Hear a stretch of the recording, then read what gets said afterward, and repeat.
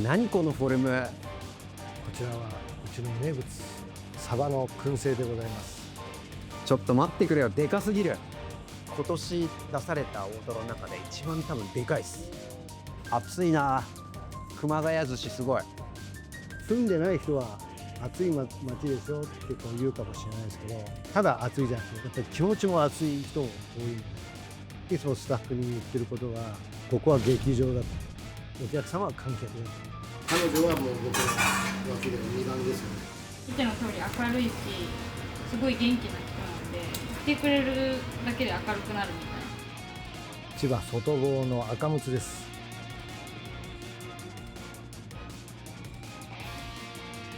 香ばしさをお客様に楽しんでもらってるんじゃないか。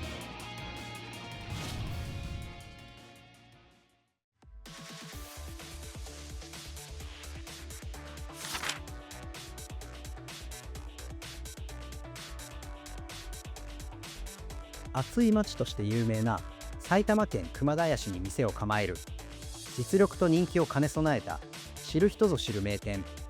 生まれも育ちも熊谷一筋の人情味あふれる大将が熱さに満ち溢れた寿司劇場を展開する。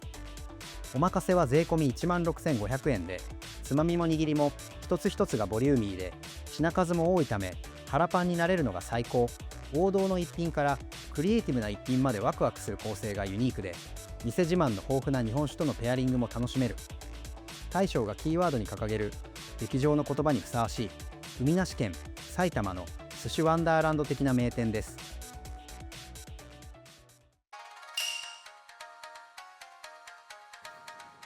言えばいい。嬉しい、はい、美味しい。栗の決定ですね。明太子の燻製になります。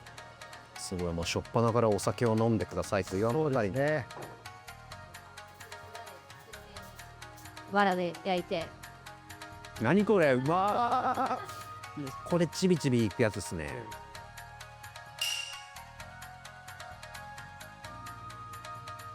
僕が好きなんで、はい、お客様は道連れじゃない。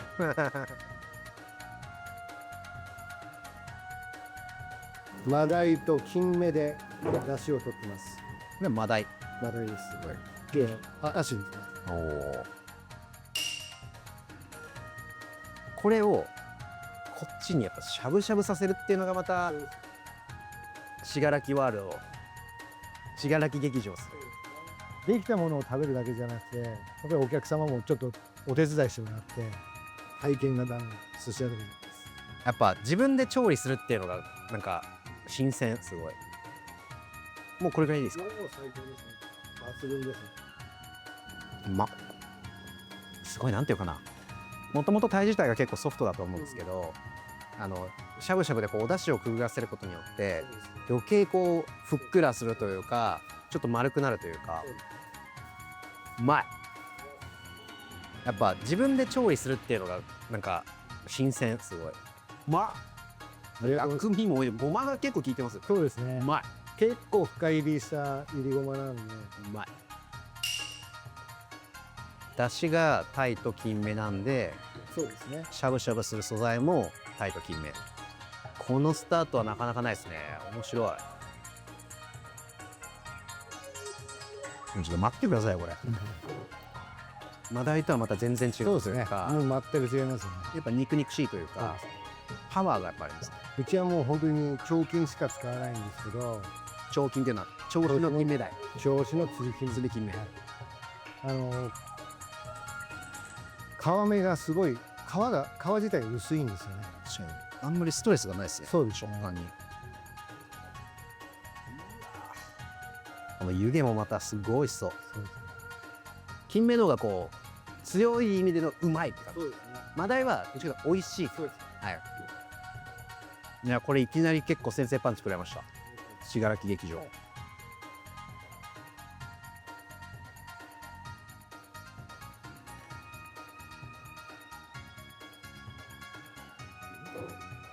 のどぐろを焼きまして、このお出汁を使う雑炊風にしてお召し上がりください。なんすかこのお出汁の三段活用は。お出汁が美味しいですね。いやだいぶもう仕上がっちゃってきてますよ。こちらは先ほどのお出汁です。寿司信楽の食べる熱燗です。温泉っていう人も温泉、はい、温泉です。はい。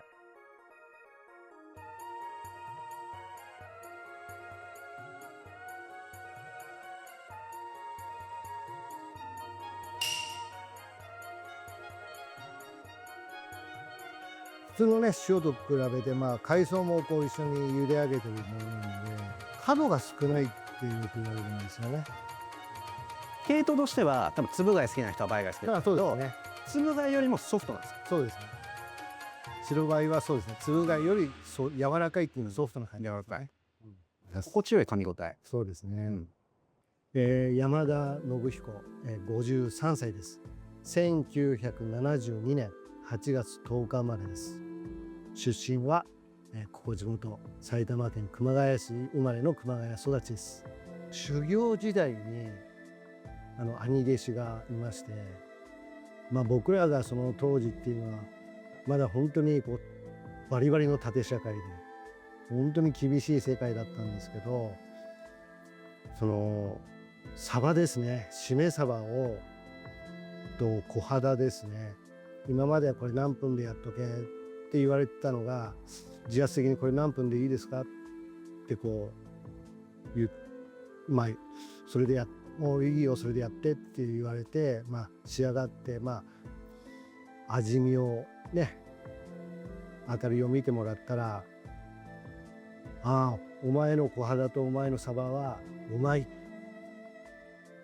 今までこう褒められたことがなかったので、うちの名物はサバの燻製です。この握りはぜひ召し上がってほしいです。サバの燻製の握り、従業員の皆さんもなんか仲良さそう。仲いいですね。この前も忘年会あって、ね、楽しかったよね。大将はなんか会うと元気になる人ですね。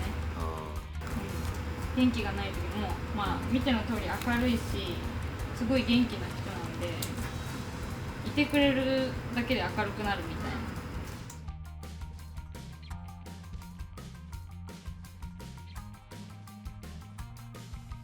こちら小さずですね。はい、先ほどおしらいましたセイコガニですね。こちらは文字用ですね。すだちでもちろん味もついてるんですけど、いろんな召し上がり方で楽しんでください。外子、内子、味噌すべてがこう、混ざり込んでいます。広がりますね、口の中でうわーって香りが。お疲れ様でした。ありがとうございました。仕込みを能登の文字を振りかけて、金沢の香箱ガニを能登の文字をでいただくという。いやー贅沢だ。例年この季節になるとカニいろいろ食べさせていただくんですけど、カニやっぱ温度ですよね。温度です。やっぱあったかい方がいいですよね。人肌ぐらいのこう一番こう旨味が伝わりやすいのかなと思ってますね。これはさっきそのさばいてガッチャンコしてじゃないですか。最後蒸してるんですか。ちょっと蒸してるんですよ。いや絶妙な温度帯。続きまして煮アワビになりますね。天然の本当にナチュラルなそのアワビのうまさっていうか。うわちょっと他の店と違う。煮物って感じ。うまい。生姜だけじゃなくてみょうがも混ざってるガリ。それではお料理の合間合間のお寿司を握ってきます。はい、こっちはインディックス。へえ。これ本場。赤身と中トロがインドマグロ。マグロって言ったらインドかなって、僕が好きなものばっかり提供したいなっていうのが、これが寿司屋さんあるあるかもしれない。この赤黒い感じがいいですね、マグロ。もはやでも肉ですよね。肉ですね。うまい。ありがとうございます。いやどんどん香ってくる。でも作漬けの味が濃すぎない。いやこれ濃すぎないし薄すぎないし、結構塩梅が絶妙な気がしていて、漬け地は何が入ってるんですか。お酒、みりん、醤油同割りですね。醤油をまとって余計に艶めかしくなってますね。うわ、温度がとかじゃなくて味が熱い。熊谷ホットですわ。口に入れた瞬間のやっぱこの切り付けの分厚さと握りのサイズ感と煮切りのこの艶やかな感じがうわっ、もうこれ口に入れた瞬間からうわってなる。うまい。ありがとうございます。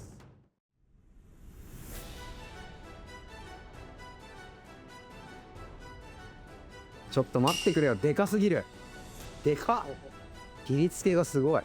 もともとこれ200キロジャンボ。ジャンボです。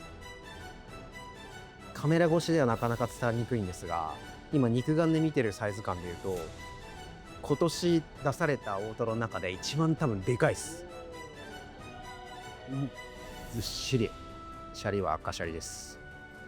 熱いな。熊谷寿司すごい。すんごい食べ応え。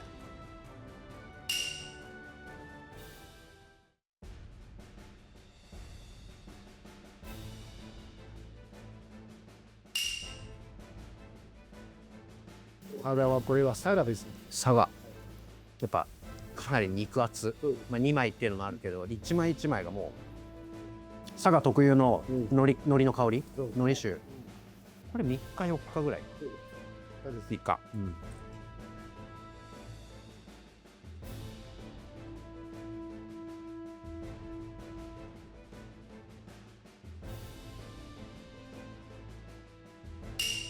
赤貝です。うまっ。やっぱ絶妙にまだぬめりを残してるからさ、香りにつなそうですね。あんまりこうぬめりを取っちゃうとどうしてもただの食感だけになっちゃうので、これが天然の愛知ですね。このオレンジの部分を取る店と取らない店って、いや僕は8割以上が取ってると思いますね。そうですよね。僕は取りたくないんです。めっちゃ美味しいですよ。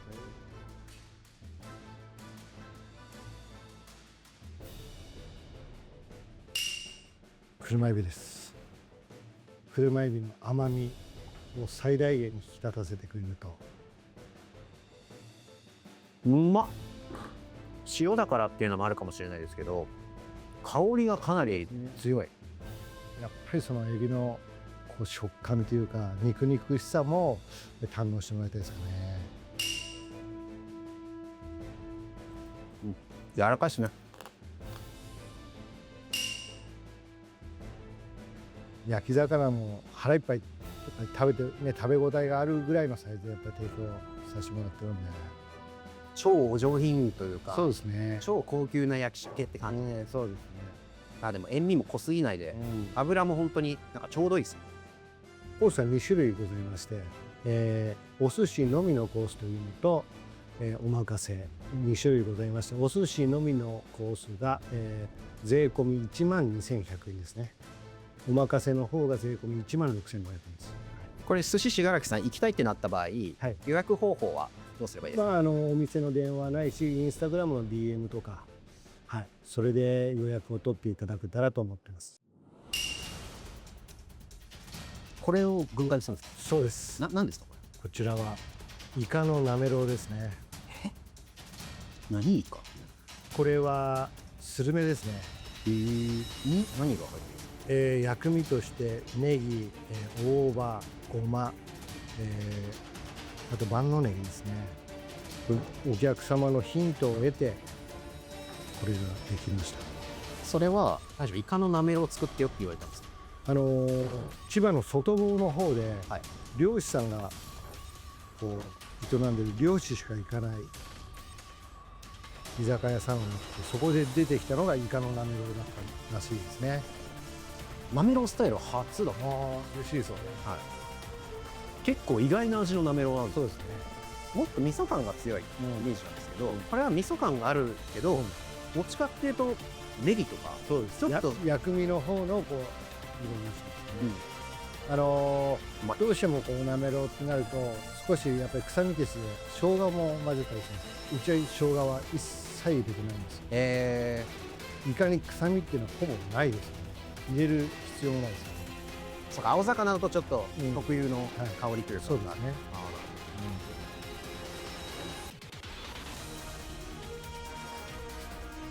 ーニシンははい。季節的にはありますか、シーズンは。卵を持つ前、夏場に一瞬出て、で今こう産卵期の時に出てくるってこれはいつのニシン？いう、もういけそう。はいはいもう大体1日も持たないですよね。ちょっと何このフォルム。ニシンはいつもこんぐらいでかく切ります。そうですね。生ですか、筋目ですか？生です。生。はい。手当ては何かしてるんですか？何もしてないです。完全生。はい。塩もなし。塩もです。素材を楽しんで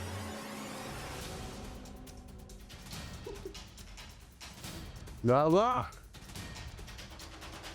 うわ。やばい。よし。だから持った瞬間のインパクトと、うん口に入れた瞬間に最初噛んだ時にブリンブリンなんですよ。ブリッブリッっていうのがあって、そこから噛んでいくともうほんとこの生々しい感じというか、ピンクっぽい感じの油が広がっていくっていう、でもこの筋目とか塩やってないので、本当にニシンそのもののそうですナチュラルな素材の味です。素材の良さ、くどくないですね。そうですね。結構あっさりそうです。でも豊満な感じもあるそうですね。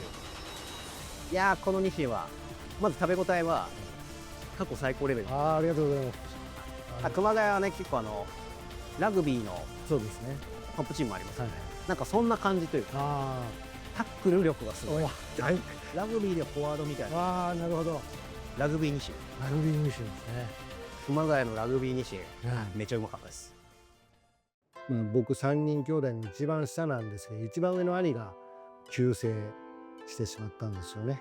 うちの兄はその時は熊谷で市会議員をやっておりまして、まあ志半ばで行ってしまったので、僕が、ね、形は違いども熊谷を盛り上げたいっていう気持ちがあったので、この寿司屋を始めました。昔からこの熊谷っていうのは寿司屋不毛の地と言われてて、その中で自分がどこまでできるか、いつもスタッフに言ってることは、ここは劇場だと。劇場。お客様は観客だと。僕らは演者なんで、いかにお客様に楽しんでもらえるか。そういうふうに一挙手一投足ね、楽しんでもらいたい。それがうちの野望でもあり、で僕の名前を一文字取って信楽という名前を付けさせてもらいましたね。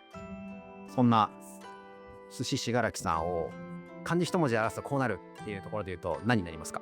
ズバリつなぐです。人と人をつなげる、食と人をつなげる、全ての意味でつながっていけたらなと思いながら、去年法人なりになったんですけど、法人名がつなぐという会社名にさせていただきました。紹興酒が苦手な人も実際いらっしゃって、もちろんね、ノンアルの方もお越しになるので、アルコールは飛ばしてるんですよ。あ、そうなんですか。お酒の飲めない方、ね、もしくはね、お子様でも召し上がっていただけるようなスタイルで提供してるんですよね。甘エビの紹興酒漬けは、はい寿司信楽さんでは基本通年で出してる。数年で出してますね。これは飲む方はもう絶対外せない一品。はいはい。この煮汁は取っておいてください。いえ、飲んじゃダメですか？飲んで酔っ払っちゃダメなんですか？これはダメなやつです、ね。ダメなやつです。はい。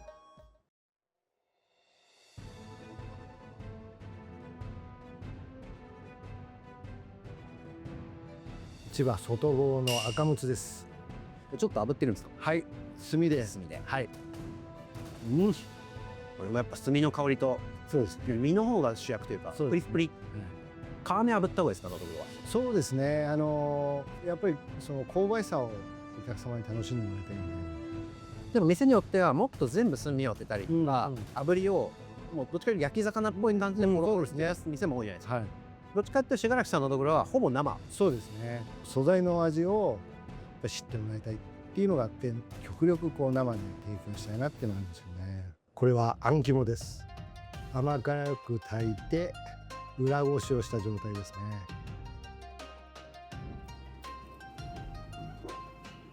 結構たっぷりですね。はい。これは柿。夏場になるとパイナップルになるんです。はい。柿はこの秋と冬限定。これがそうです。奈良漬けを刻んだものが、はいこれの名状になって一緒に練り込んであるんです。いやこれおつまみなんですけど、ちょっと和菓子感があるというか、これもでもねお酒好きな方はたまらないですよねこの季節。サイズ感がもうやっぱでかい。信楽さんも何でもでかい。でかくてうまい。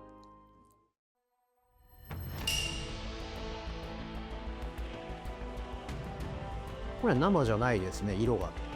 これは実は生なんですよ。生なんですか？はい。生だけどなんかくすんだような色になってる。はい、ちょっと赤黒いと。はい。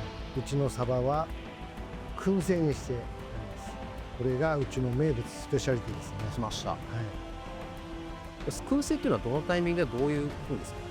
ですね、まず塩を当てて臭みと余分な水分を抜いた後に水気を取って、それで藁で燻製します。こちらはうちの名物サバの燻製でございます。インタビュー聞かせていただいた時に、はい。お寿司職人としてこうより開眼した瞬間、完成した瞬間が、兄弟子からお肌とかサバの締め切りを染められて、一気に飲め込んだって話があったんで、なんかこれはね、大将のストーリー的にもサバっていうの外せない。これは香りの寿司ですね。そうですね。最初に手で持って口にもう近づけた瞬間にちょっと燻製のスモーキーな香りが来て、噛んでいくともっと味が濃くなってそうですね。これどれぐらいその藁スモークかけて当ててるんですか？それをどれぐらい、その感覚ですね。これは多分真似できないと思います。どうしてもこう青物が苦手なお客様も実際いらっしゃいますけど、実際食べるとこれ全然美味しい、臭みがないとか、もともと酢で締めてないので酸っぱくないとか、いろんなこうお声をいただくんですけど、苦手だっていう人がこうチャレンジしてになって結果おかわりしてますよね。めちゃくちゃ嬉しいですね。見えない真剣勝負で勝ったなって。はい。結構これを食べに遠方からも来てくれるんです。これは通年食べれますか？そうです。いい状態の時に、まとめて仕入れて、そういう感じで保存してますよね。この一個はやっぱりお任せの中でも後半の一個山場というか、大将の気持ち的にもぜひ食ってくれっていう思いが強い一環の一つです。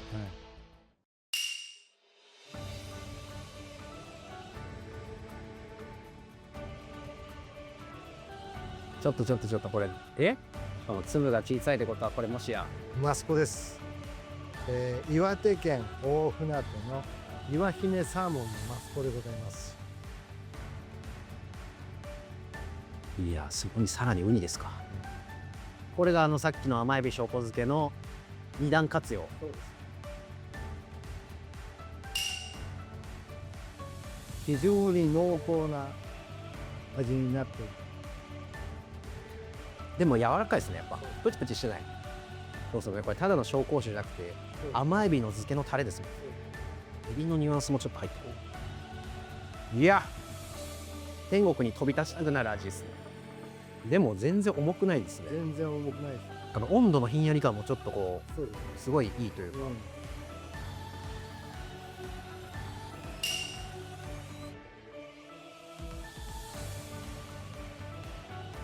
穴子のチコちゃん、オーソドックスな穴子、美味しい。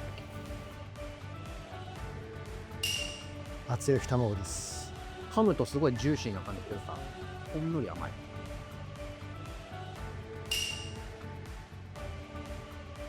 うまっ。いやね、これ最後これ出されちゃうとなんかもうこれに持ってかれちゃうな。そういうお客様も何人かいますね。笹錦と生え抜きですねのブレンドですね。岩手県の契約農家さんから、いただきます。丹念酢と種玉ですね。でお塩、お砂糖もちょっと。そうですね。っぱりどうしても赤酢だけだと酸っぱさが勝っちゃう。ちょっとまろやかに角を取ってる感じ。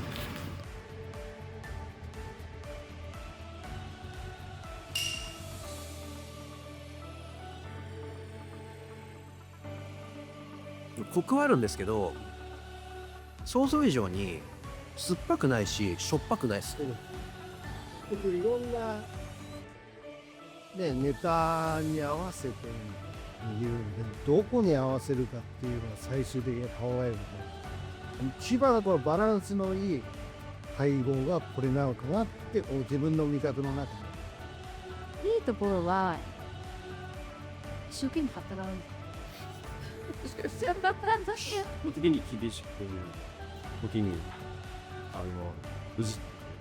そういう深く愛情を持って関わってくださるところ、そういうところはできる対象ね。今日は楽しく美味しい時間ありがとうございました。熊谷といえば暑いっていう、暑い街っていうイメージが強いんですけど、本当になんか情熱的で、いろんな意味で熱いお医者さんっていう印象、情熱の熱量みたいなところもそうですし、切りつけの分厚さっていう意味での熱さとか、あとやっぱりこのスタッフの皆さん含めて大将含めてのお人柄的な意味での温かいっていう字のあったかさ、熱さみたいな、すごくやっぱ温度感の高いお医者さんで、最後は、心もそうですけどもお腹がもういっぱいっていう、やっぱり腹パンお任せなので、これ見て行きたいっていう方、行く方は必ずお腹を空かせて行ってください。熱いお寿司屋さんっていうのもあるんですけど、お寿司の劇場としてこう楽しんでほしい、スタッフの皆さん含めてっていう、その劇場っていう言葉から僕はやっぱこの海なし県の寿司テーマパークだなっていうのもすごい思ったんですよ。これは雰囲気もそうですし、出してくる一品一品のおつまみも握りもその順番もアトラクションに感じたんですよ。